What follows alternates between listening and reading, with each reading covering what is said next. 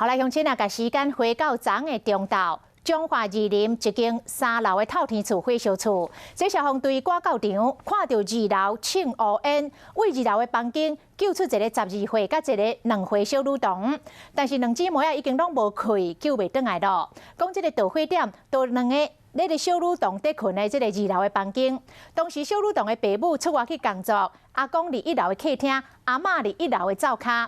阿嬷闻到臭火烧味，赶紧要去伫楼顶查看，但是楼顶拢已经是乌烟散雾，拢灰无路了，赶紧敲119化救人。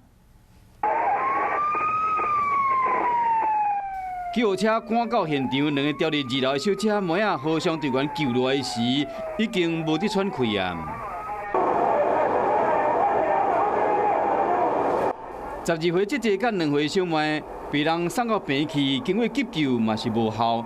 因阿公头毛小可臭火打，无啥要紧。火警发生伫彰化二林这栋3楼的透天厝，当时这个小姐妹仔伫2楼头前的房间伫困，阿公伫1楼的客厅，阿嬷伫灶骹咧煮物件。一个闻到臭火大味，去到楼顶就发现小姐妹的房间已经出乌烟啊！乌烟遍布，无法度找无孙啊！唔知要为倒毛都冇无哩。警察人员得到报案了后，赶到现场，将火拍花，带伫附近的八公本来摕灭火器要拍火，要不过这个灭火器早就过期啊，根本就无效。这2014年呢，排期啊啦，那个年限太久了。警察人员一个入去房间调查，发现讲小姐妹困的这个碰床烧一角去啊，因可能是乌烟的关系，无法度逃生。阳台前面那边的烟比较大，没有发现有什么电器，只是杂物很多。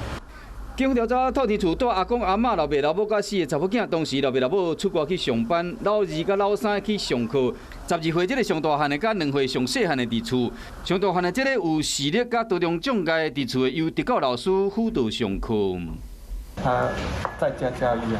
啊，恁今日是去上课？无去上课啊。老师来教好，阿公要来困。唔做唔当。哦，真唔甘。大火原因还阁进一步调查，这个大火已经和这个和乐的家庭破碎去啊。